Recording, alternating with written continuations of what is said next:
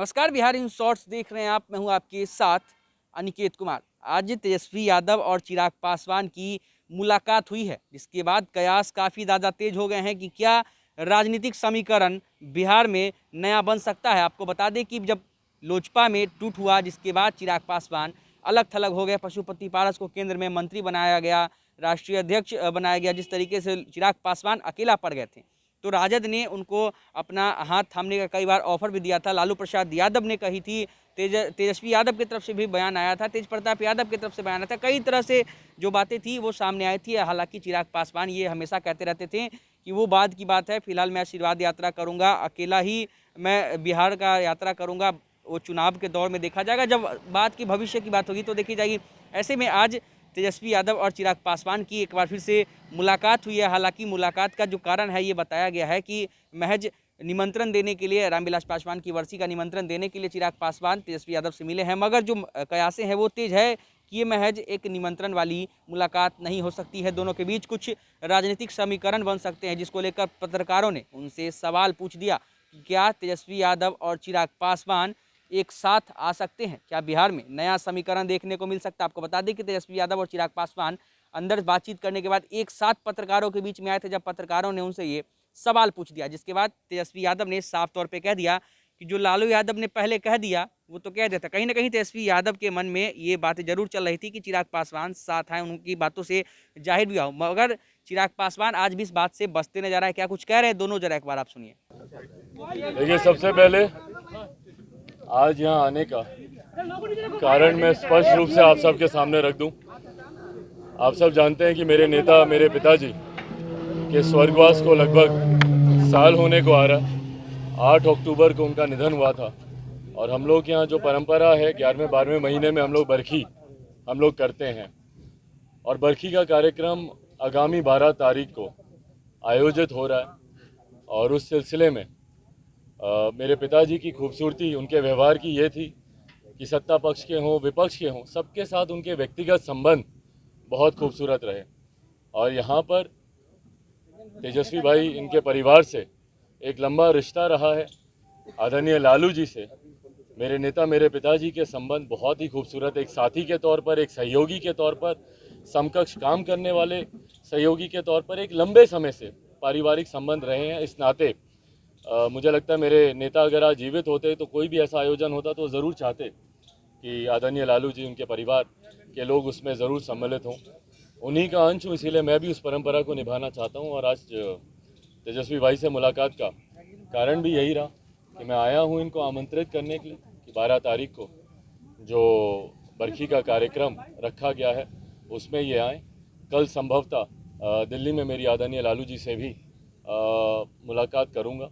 और जैसा मैंने कहा कि इसका एकमात्र लक्ष्य यही है कि जितने भी लोग जिन्होंने मेरे नेता के साथ कार्य किया है वो सब इस कार्यक्रम में श्रद्धांजलि उनको देने जरूर आए। इसी उद्देश्य कुमार से भी आपकी मुलाकात होने वाली है, क्या उनको भी आप इनविटेशन देंगे? भाई, मैंने समय तो लिखवाया हुआ है, पर मुख्यमंत्री जी से मिलना इतना सहज हो नहीं पाता है। समस्या मेरे साथ यही आती है, मुझे तो खास तौर पर जल्दी वो समय देते नहीं है मुलाकात करने का, पर लिखवाया मैंने ज़रूर है। उम्मीद करता हूँ कि कार्यक्रम से पहले ज़रूर वो मुझे समय देंगे मुलाकात करने का। आज हम लोगों के बीच नहीं रहे, इसलिए हम अपने पार्टी की तरफ से, अपने पिता की तरफ से संवेदना के परिजनों के प्रति प्रकट करते हैं। सदानंद सिंह बाबूजी का हम लोगों का काफ़ी पुराना रिश्ता रहा है, हम तो बचपन से देखते रहे हैं। हम लोगों की जब सरकार थी तब भी स्पीकर वो रहे और अभी साथ में काम करने का भी मौका मिला। तो उनके अब हमारे बीच नहीं रहने से कांग्रेस पार्टी की तो क्षति हुई है और हम लोगों को भी निजी रूप से इस खबर सुन करके मर्माहत है।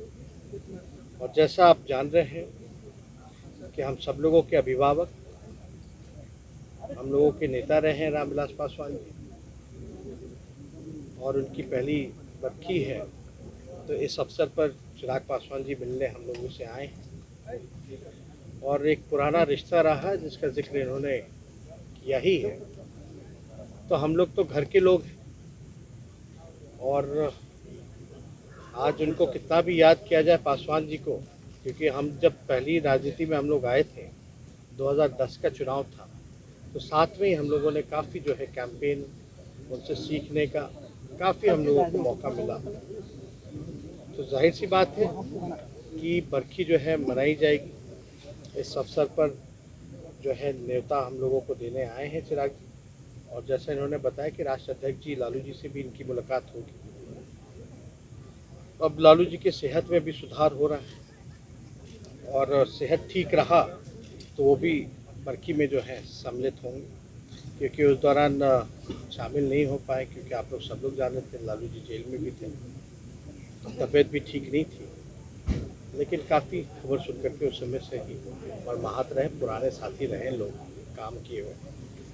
तो आज इस अवसर पर हम लोग जो है मिले हैं और बाकी आप लोग का जो सवाल है तो वो तो रहता ही है, लेकिन ऐसे अवसर पर अगर कोई समय मांगता है तो समय मिलना चाहिए, कोई इसमें हानि वाली बात नहीं है।